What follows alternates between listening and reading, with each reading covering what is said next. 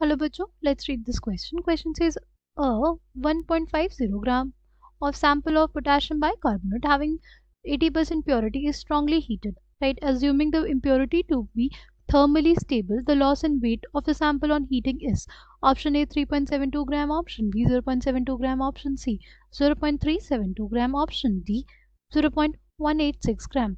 ठीक है? Key concept for this question is purity of a sample. Purity of a sample किसके बराबर होता है? Purity of a percentage purity of a sample is basically equals to किसके बराबर होगा? Mass of pure component by mass of sample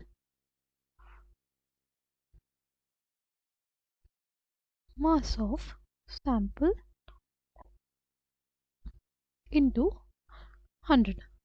ठीक है, अगर हमें दिया हुआ है कि 1.50 ग्राम और सैंपल है जिसकी 80% प्योरिटी है, यानी प्योरिटी हमारे पास 80 हो गई, is equals to mass of pure component x ले लेते हैं, मास ऑफ सैंपल क्या हो जाएगा 1.5 इंटू 100.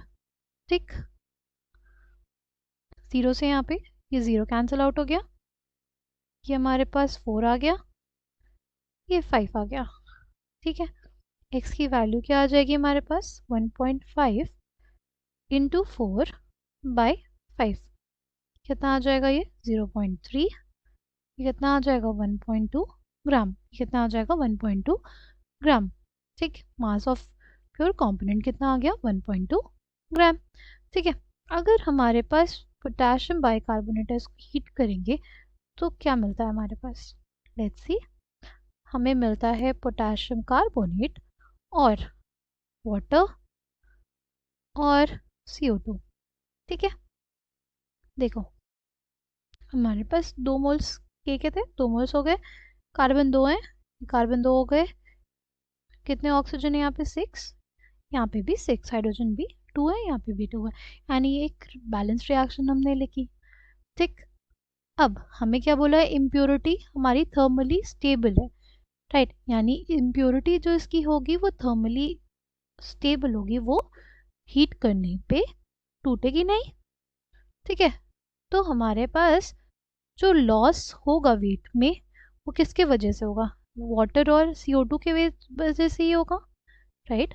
कार्बन डाइऑक्साइड और H2O ही निकलेंगे तो हमारे पास लॉस होगा वेट ऑफ सैंपल में जब KHCO3 यानी पोटेशियम बाइकार्बोनेट को हीट करेंगे, है ना? तो अगर हम लोग, हमारे पास इसका मास है, ठीक है, 1.2 ग्राम हमें पता है.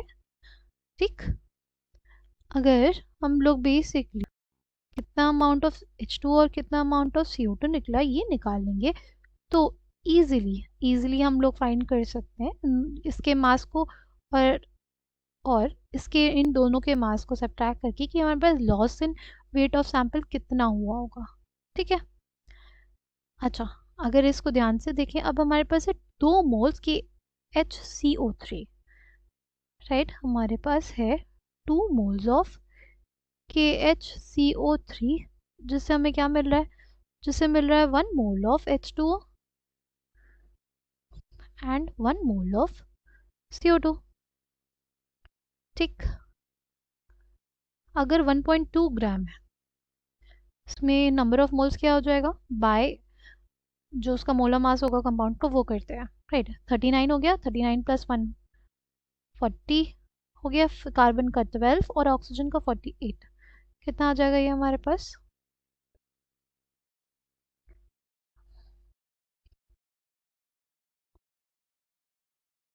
ये आ जाएगा 6 10 100 आ गया, क्या गया 100 ग्राम पर मोल. इसको कैलकुलेट करेंगे तो क्या आ जाएगा 0.012 मोल्स.